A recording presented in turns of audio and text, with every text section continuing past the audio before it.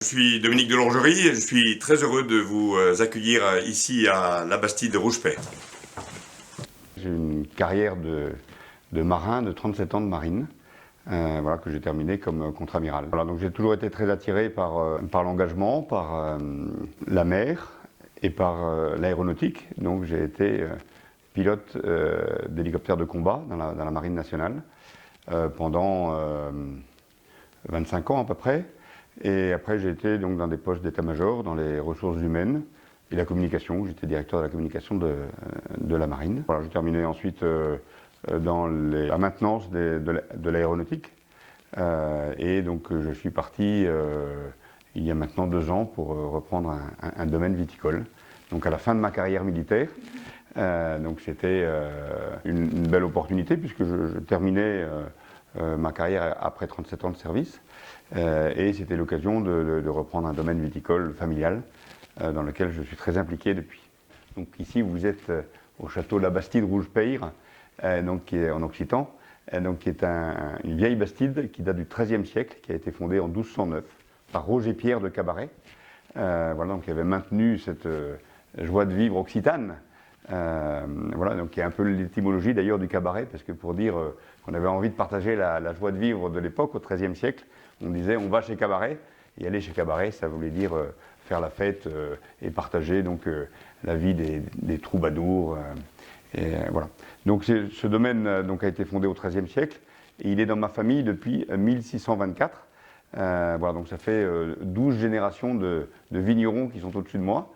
Et donc voilà, je porte aussi cet héritage que j'ai envie, alors à la fois héritage de vieux murs, vous voyez, il y a des murs qui font presque 2 mètres de large, et puis un héritage de savoir-faire et de culture aussi, et donc ça me motive beaucoup. Voilà, donc je suis très heureux de m'engager dans cette voie, de porter ce domaine ancien, qui est un domaine familial et qu'il faut pourtant mettre au goût du jour et sans arrêt se renouveler pour répondre aux attentes des marchés. Je pense que j'ai un regard stratégique sur le monde, en particulier au vu de ma carrière militaire où j'ai participé à de très nombreux conflits, à la fois en Afrique et bien sûr aussi au Moyen-Orient et puis un conflit qui m'a beaucoup marqué, qui était la guerre du Kosovo en 1999. Et je pense que j'ai un regard sur le monde qui est bien sûr éclairé par la lumière de l'expérience, éclairé par ce que j'ai pu découvrir. Et en fait, le monde n'est pas binaire comme on voudrait nous l'imposer. Je pense qu'on est aujourd'hui, plus encore qu'hier, dans un monde multipolaire.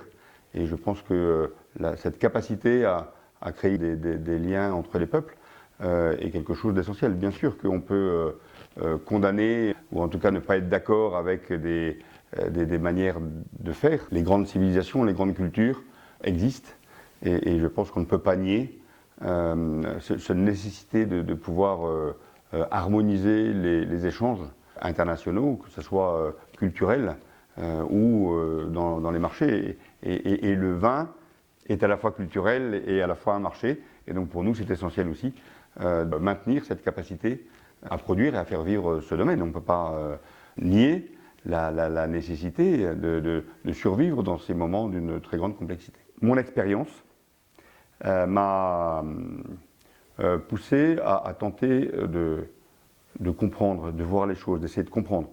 D'autant plus que vous le disiez, j'avais un lien avant ce conflit que j'espère pouvoir préserver vis-à-vis donc de la Russie et puis des grandes cultures, des grands peuples du monde. C'est pour ça que j'ai même écrit à l'ensemble des députés français pour leur demander d'agir au nom du peuple français et de ne pas laisser seulement le gouvernement se mettre dans une dynamique de guerre voulue, puisque, y compris l'Europe, a refusé certaines volontés, dans ce que j'ai compris, diplomatiques. Il y avait d'ailleurs les accords de Minsk qui avaient été établis, y compris avec l'aide des Européens.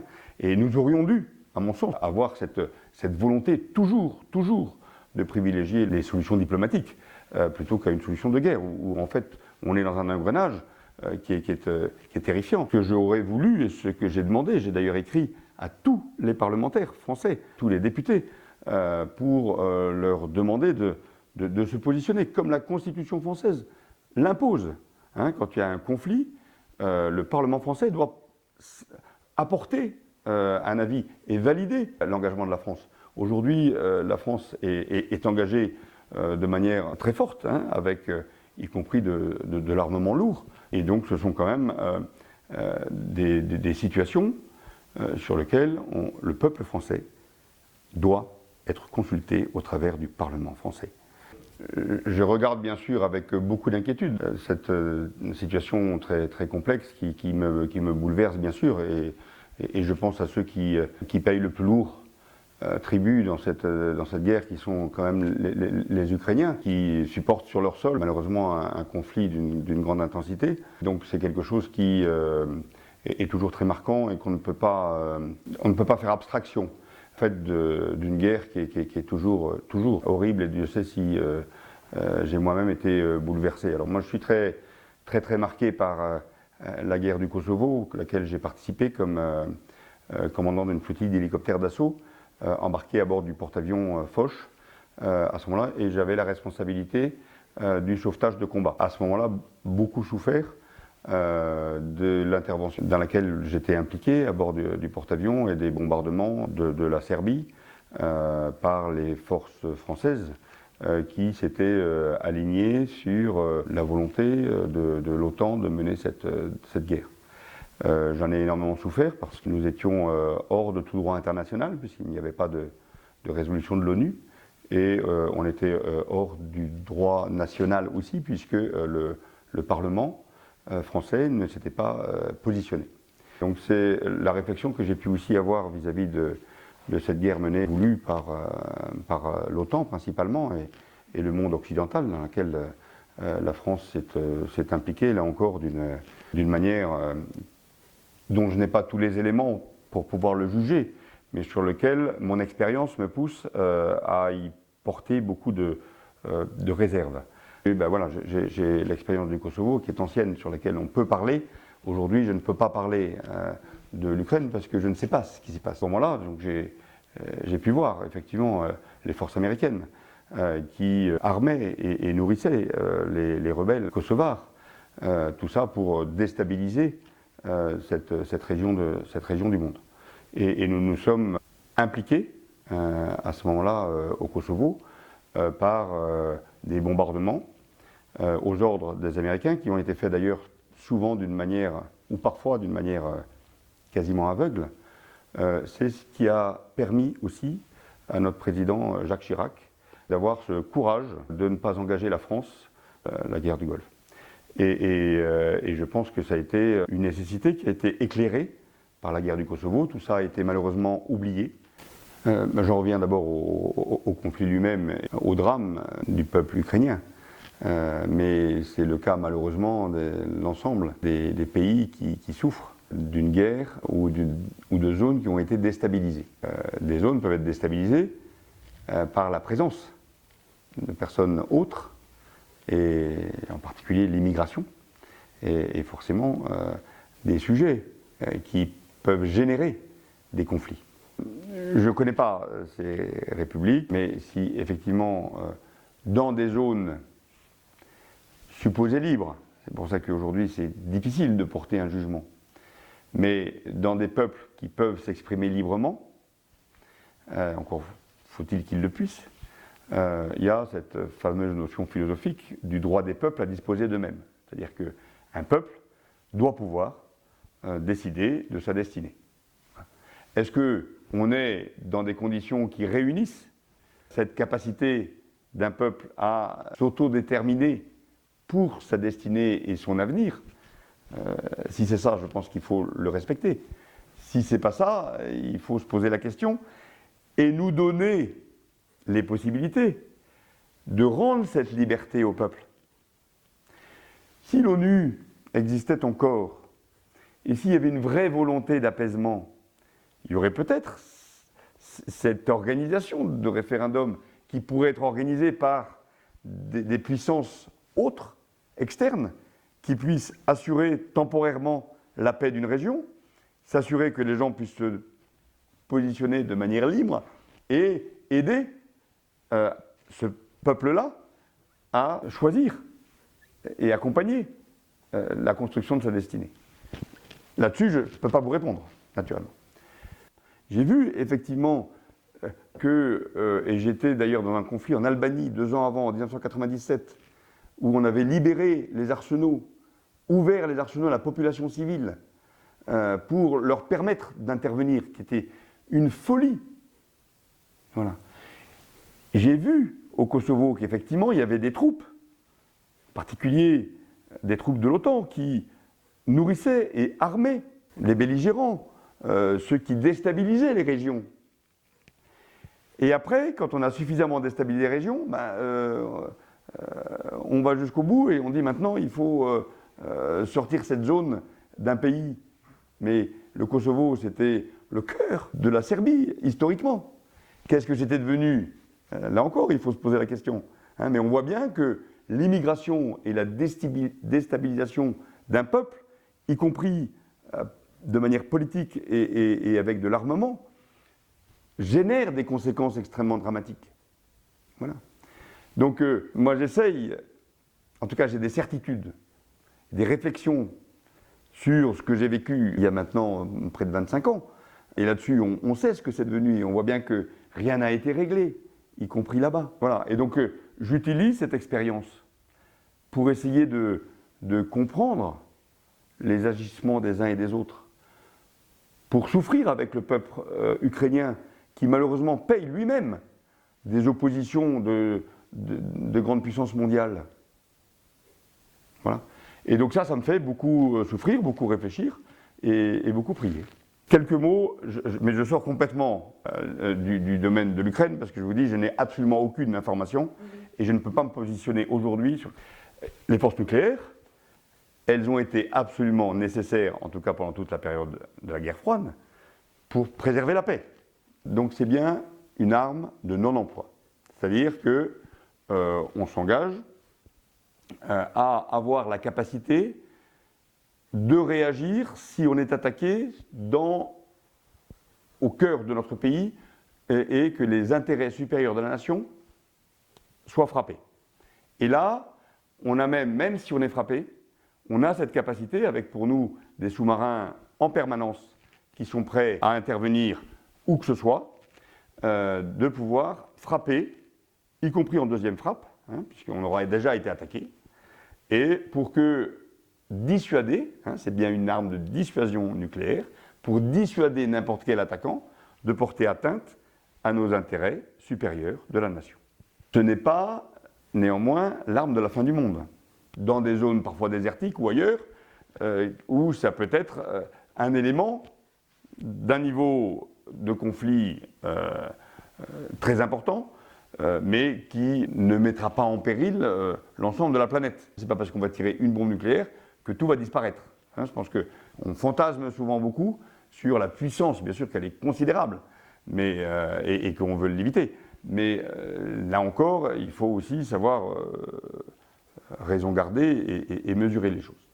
Jusqu'à présent, tous les grands pays s'étaient interdits eux-mêmes, c'est rassurant, d'envoyer la bombe en premier. Sauf que les États-Unis, d'après ce que je crois, aujourd'hui, ont modifié leur politique pour être capable de l'envoyer en premier. La France, en tout cas, reste dans cette logique de non-emploi et de ne pas agir en premier.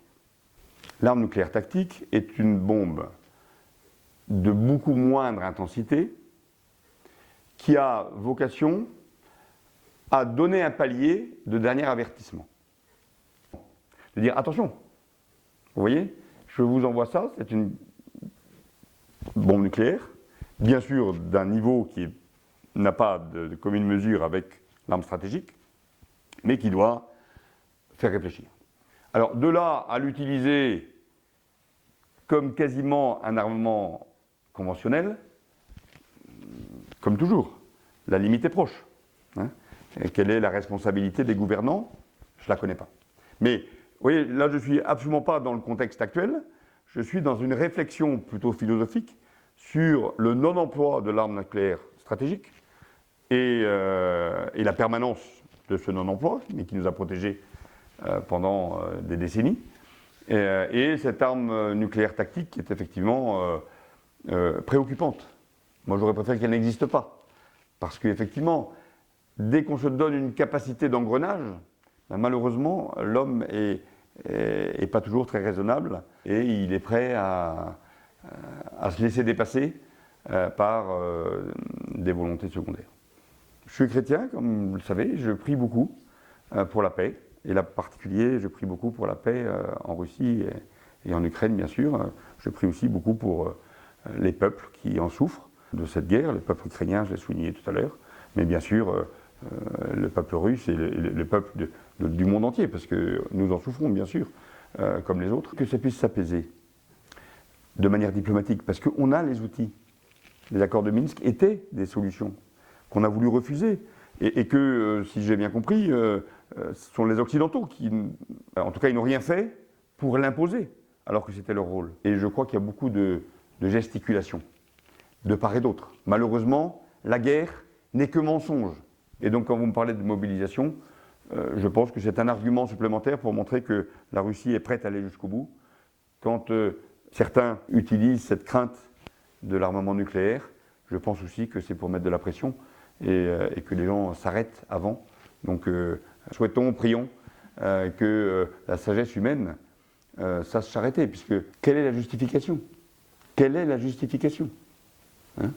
Est-ce qu'il y a aujourd'hui une justification réelle, si ce n'est des intérêts économiques ou politiques, à ce qu'il y ait des populations qui soient si tourmentées et qu'il y ait tant de morts?